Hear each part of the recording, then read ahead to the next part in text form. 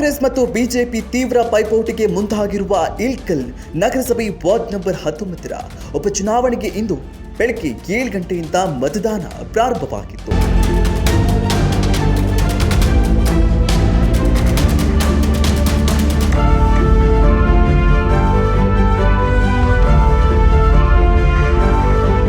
ಇದೇ ಉಪಚುನಾವಣೆ ನಾಮಪತ್ರ ಸಲ್ಲಿಕೆ ಸಮಯದಲ್ಲಿ ಕರ್ತವ್ಯಕ್ಕೆ ಅಡ್ಡಿ ಮತ್ತು ಜಾತಿ ನಿಂದನೆ ಮಾಡಿದ್ದಾರೆಂದು ಉಪ ತಹಶೀಲ್ದಾರ್ ಬಿಜೆಪಿಯ 11 ಜನರ ಮೇಲೆ ಕೇಸ್ ದಾಖಲಿಸಿದರು. ಅದರಂತೆ ಬಿಜೆಪಿಯು ಕೂಡ ಕಾಂಗ್ರೆಸ್ಸಿನ 30 ಜನರ ಮೇಲೆ ಜಾತಿ ನಿಂದನೆ ಕೇಸ್ ದಾಖಲಿಸಿತು. ಕೇಸ್ ದಾಖಲಾದ ಕಾಂಗ್ರೆಸ್ ಮತ್ತು ಬಿಜೆಪಿ ಮುಖಂಡರು ಇಂದು ವಾರ್ಡ್ ನಂಬರ್ 19ರ ಚುನಾವಣಾ ಬೂತ್ ಹತ್ತಿರ ಇದ್ದಾರೆ ಎಂದು ಜಾತಿ ನಿಂದನೆ ಕೇಸಿಗೆ ಸಂಬಂಧಿಸಿದಂತೆ ಬಿಜೆಪಿ ಮತ್ತು ಕಾಂಗ್ರೆಸ್ ಮುಖಂಡರಿಗೆ ನೋಟಿಸ್ ನೀಡಲು ಮುಂದಾದಾಗ ಮಾತಿನ ಚಕಮಕಿಗೂ ಈ ಉಪಚುನಾವಣೆ ಸಾಕ್ಷಿಯಾಗಿತ್ತು.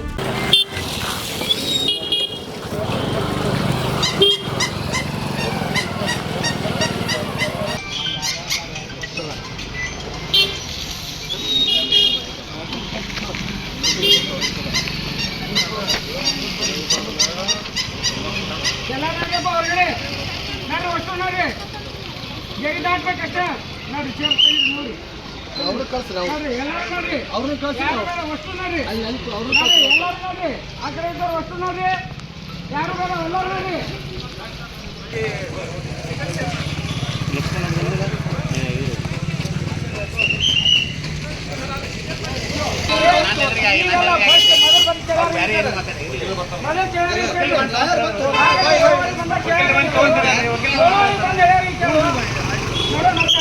ನೀನೇನು ಕೇಳೋದು ಅಧಿಕಾರಿ ಇಲ್ಲ ಅಂತ ಅವರೇ ಶೆಟ್ರು ಹೇಳೋದು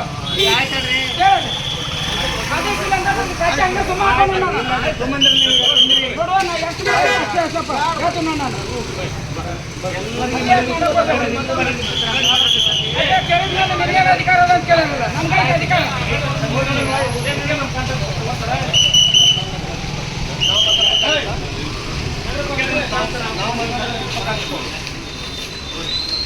ಈಗ ನಾವು ಜಾಗ ಖಾಲಿ ಮಾಡೋಕೆಲ್ಲ ಮಾಡಿವತ್ತೆ.